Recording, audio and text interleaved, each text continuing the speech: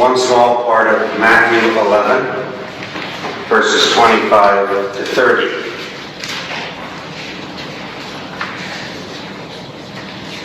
At that time, Jesus said, Father, Lord of heaven and earth, because you have hidden these things from the wise and the intelligent, and you revealed them to infants. Yes, Father, for such was your gracious will. All things have been handed over to me by my Father, and no one knows the Son except the Father, and no one knows the Father except the Son, and anyone to whom the Son chooses to reveal him. Come to me, all you that are weary and carrying heavy burdens. I will give you rest.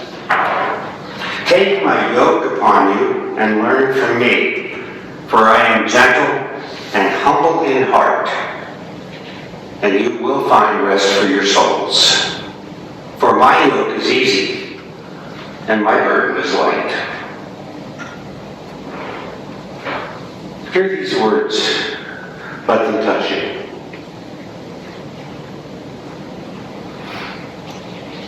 Now, it's not an original thought of mine to say that this may be one of the most unique and disturbing and difficult Independence Day weekends that any of us have ever experienced as a nation.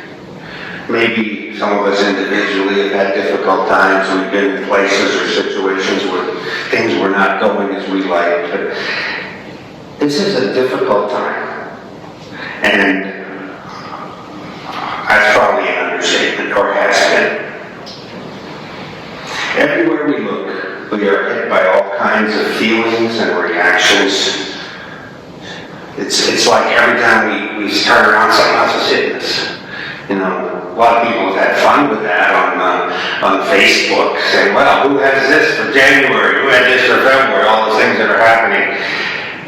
Well, it's like getting hit. Stress, uncertainty, debate, disagreement.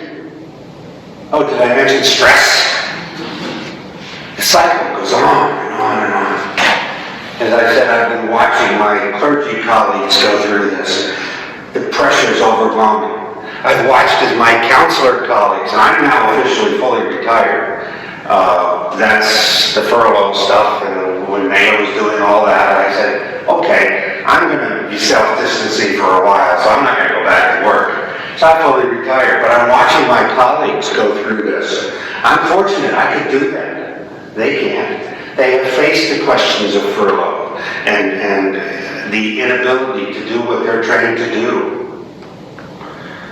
I've seen people in almost every walk of life get glassy-eyed from one too many Zoom meetings. Going to one this week, I'm going to a webinar. It's a trumpet playing webinar.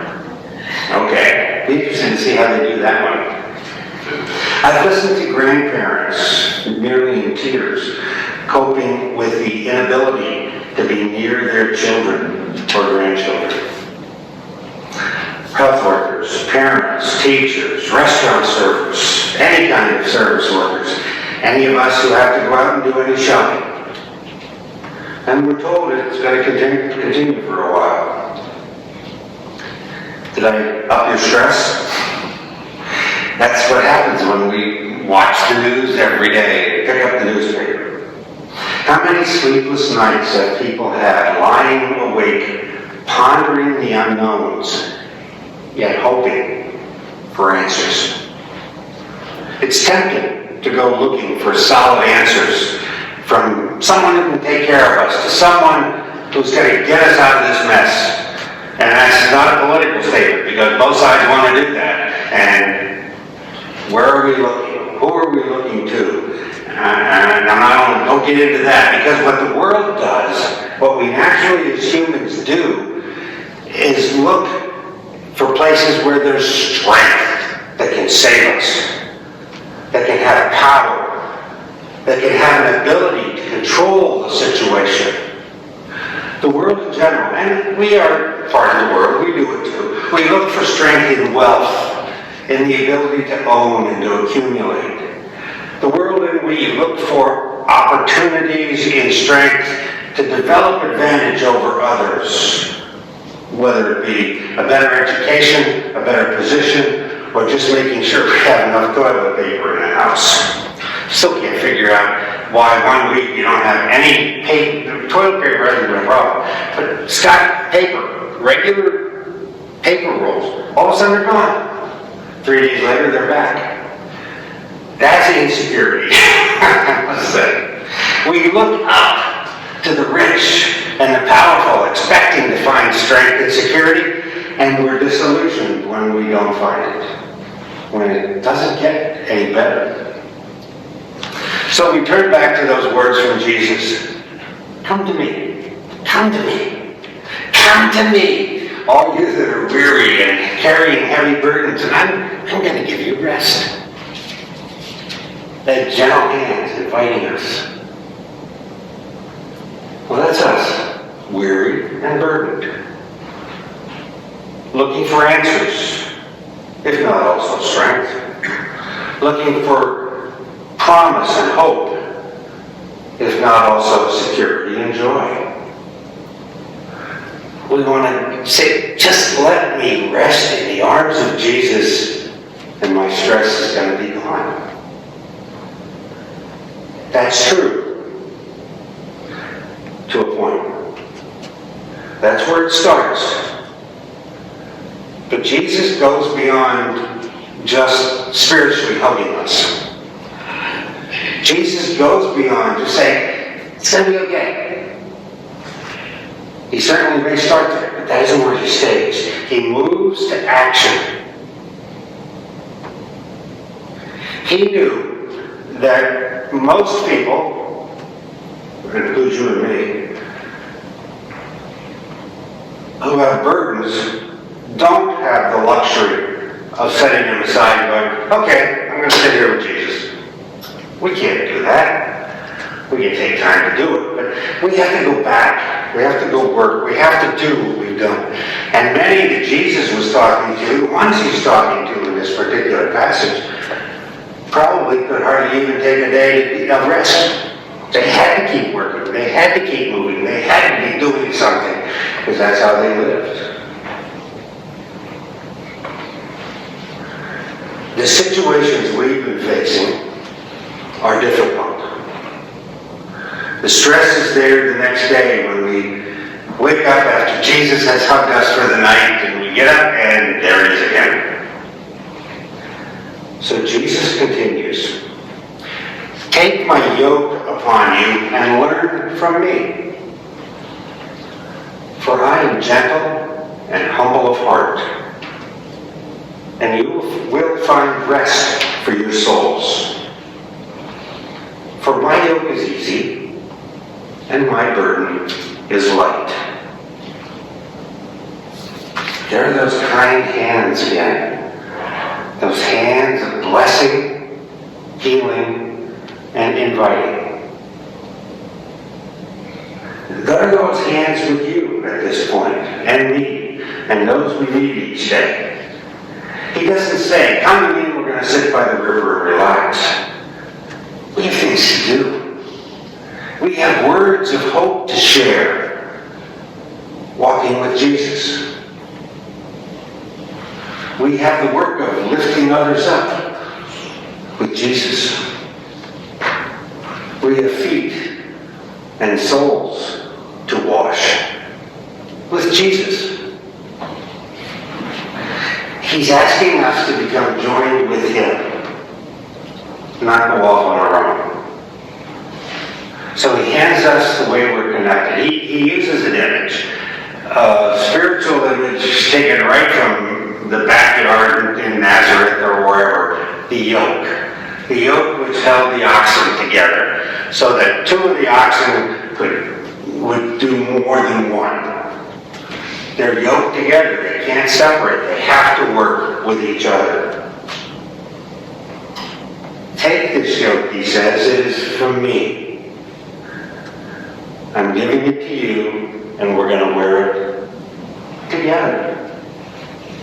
It isn't something you're going to have to wear, for me. We're going on this journey with each other. He's telling us that we are to go beyond praying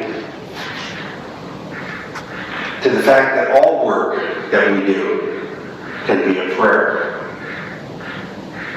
We go beyond singing to sharing the presence of the Spirit that moves us to pray.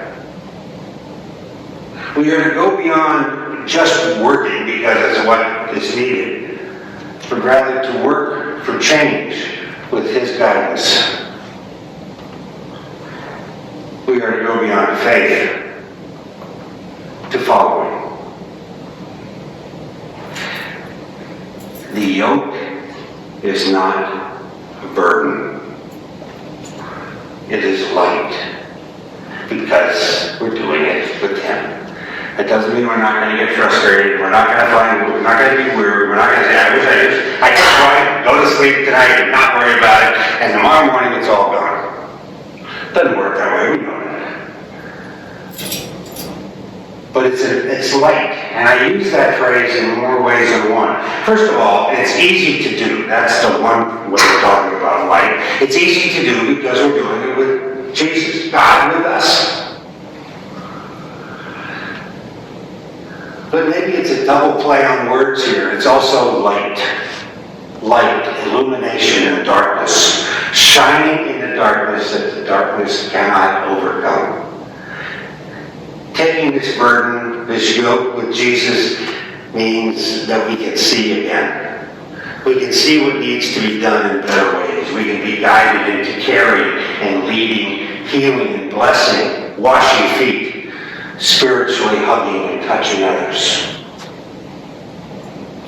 That's really what we've been focusing on through this whole worship. Because worship isn't just what we do here and then walk out and forget. Worship is coming into the presence of our Savior to learn His example and then move on with Him. We come here and Jesus says, watch me. This is how it's done. Now do it. Jesus says, watch me as I sit with the poor and the oppressed. Then go and do what I do. Watch me with the woman whose daughter is sick. Then go and do what I do. Hear me when I call the weak and the ill. Then go and proclaim what I proclaim. Sit with me as I forgive those burdened with sin. Then go and offer that to others. Watch me and learn not strength and power, but learn humility and hope and grace and justice for all. Then go in my name and do it.